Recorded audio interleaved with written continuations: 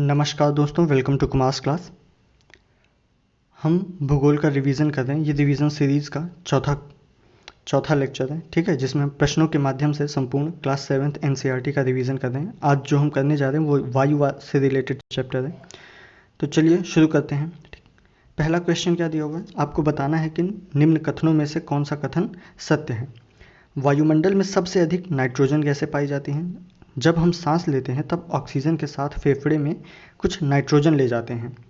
पौधे अपने जीवन के लिए नाइट्रोजन की आवश्यकता को वायुमंडल से पूरा करते हैं। आप बताइए इनमें से कौन से कथन सत्य हैं। पहला क्या दिया हुआ है, ए 1 और 2, ठीक है। दूसरा बी में क्या है 2 और 3, सी में 1 और 3, डी में या 1 2 3। अब बताइए कौन से कथन सही होंगे, जल्दी जल्दी। क्या सही होगा इसका, हमने पढ़ा था इसका ए सही होगा, 1 और 2, ठीक। कैसे होगा आइए देखते हैं, व्याख्या इसकी क्या दी गई है।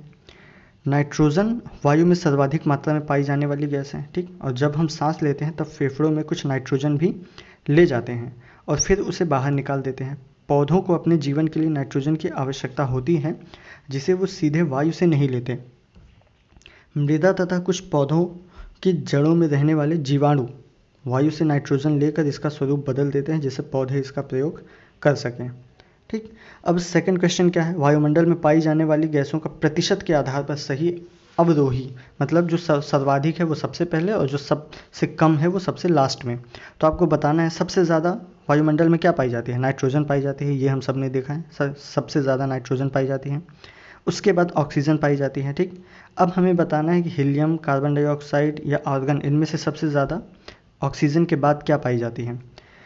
तो सबसे ज़्यादा ऑक्सीजन के बाद पाई जाती है ऑर्गन, फिर उसके बाद कार्बन डाइऑक्साइड। इसका देखते हैं व्याख्या की क्या दी गई है।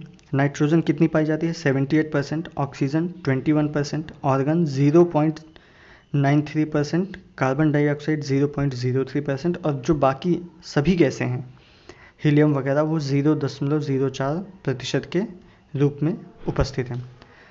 अगला क्वेश्चन क्या है, मौसम से संबंधित घटनाएं जैसे वर्षा, कुहासा और ओलावृष्टि वायुमंडल में ये कहाँ पर होती हैं। तो ये सारी क्रियाएं कहाँ पर होती हैं, ये सारी क्रियाएं हमारे क्षोभ मंडल में होती हैं। वायुमंडल की जो सबसे महत्वपूर्ण परत है ये क्षोभ मंडल होती है। इसकी औसत ऊंचाई कितनी होती है, 13 किलोमीटर तक होती है। मौसम से संबंधित सभी घटनाएं इसी मंडल के अंदर होती हैं। अगला क्वेश्चन क्या दिया हुआ है, समताप मंडल से संबंधित निम्नलिखित कथनों में कौन से कथन सत्य हैं। तो समताप मंडल के कथनों के बारे में बताना है इनमें से कि क्या सही होगा। क्षोभ मंडल का ऊपर का भाग क्या होता है, समताप मंडल कहलाता है। यह परत बादलों और मौसम संबंधी घटनाओं से लगभग मुक्त होती है। ओजोन गैस की परत भी समताप मंडल में होती है। तो आप बताइए इन चारों में से, इन तीनों कथनों में से कौन कौन से कथन सही होंगे।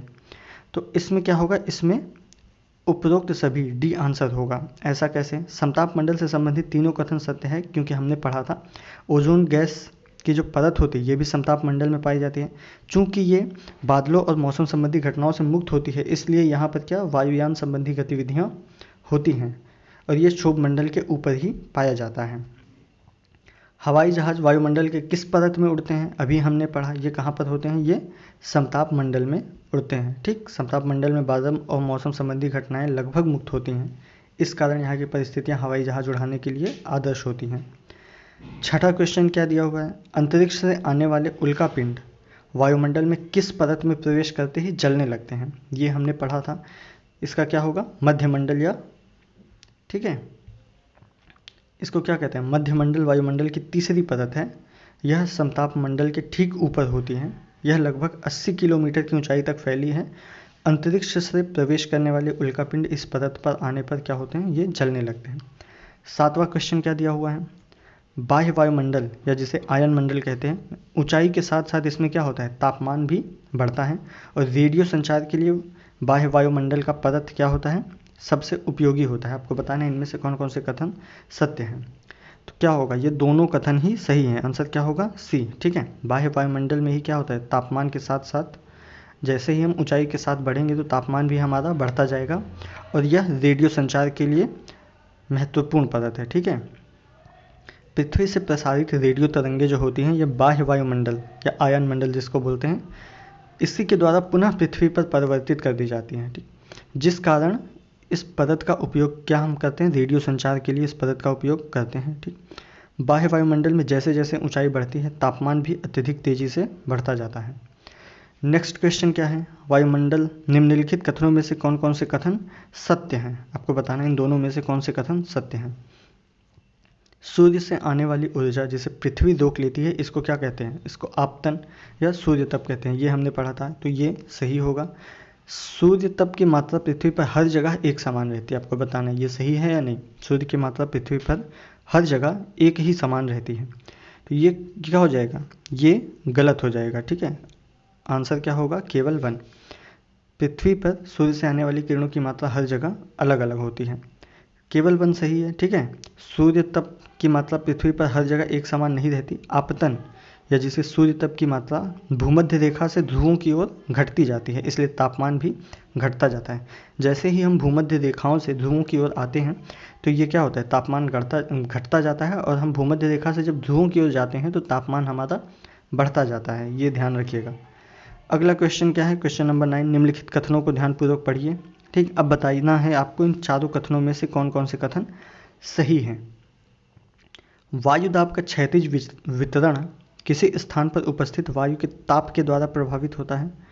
निम्न दाब क्षेत्र बादल युक्त आकाश एवं नम मौसम के साथ जुड़ा होता है। उच्च वायुदाब के कारण स्पष्ट और स्वच्छ आकाश होता है, और वायु सदैव उच्च दाब क्षेत्र से निम्न दाब क्षेत्र की ओर गमन करती है। बताइए इन चारों में से कौन कौन से स्टेटमेंट सही है, पहला और दूसरा, दूसरा तीसरा चौथा, पहला तीसरा चौथा, या फिर चारों स्टेटमेंट सही है। तो इसमें क्या है, इसमें चारों स्टेटमेंट क्या हुआ है, सही दिया गया है। ठीक, व्याख्या पढ़ेंगे इसकी तो समझ में आएगा। पृथ्वी की सतह पर वायु के द्वारा लगाया गया दाब ही क्या कहलाता है, हमारा वायुदाब कहलाता है। समुद्र स्तर पर वायुदाब सर्वाधिक होता है, और ऊंचाई पर जाने पर यह क्या होता है, यह घटता जाता है।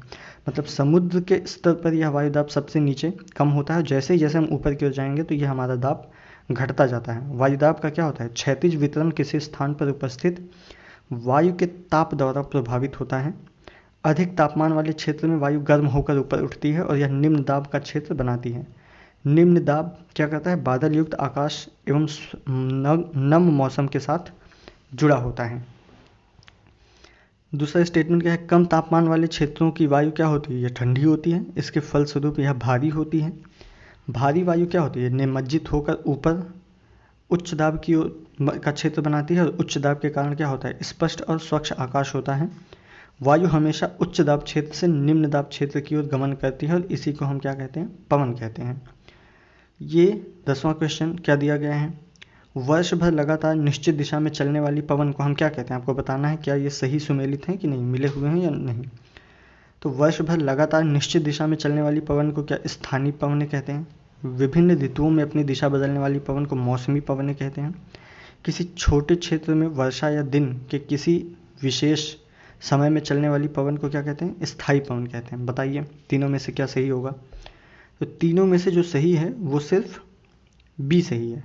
ठीक है, वर्ष भर लगातार निश्चित दिशा में चलने वाली पवन को हम क्या कहते हैं, इसको हम स्थायी पवनें कहते हैं। ठीक, और किसी छोटे क्षेत्र में वर्षा या दिन के किसी विशेष समय में चलने वाली पवन को क्या कहते हैं, स्थानीय पवन कहते हैं। तो सही सिर्फ क्या है, विभिन्न ऋतुओं में अपनी दिशा बदलने वाली पवन को हम क्या कहते हैं, मौसमी पवनें। स्थायी पवनें वर्ष भर लगातार निश्चित दिशा में चलती हैं। पश्चिमी, इसका एग्जाम्पल क्या है, पश्चिमी व्यापारिक और पूर्वी व्यापारिक पवनें।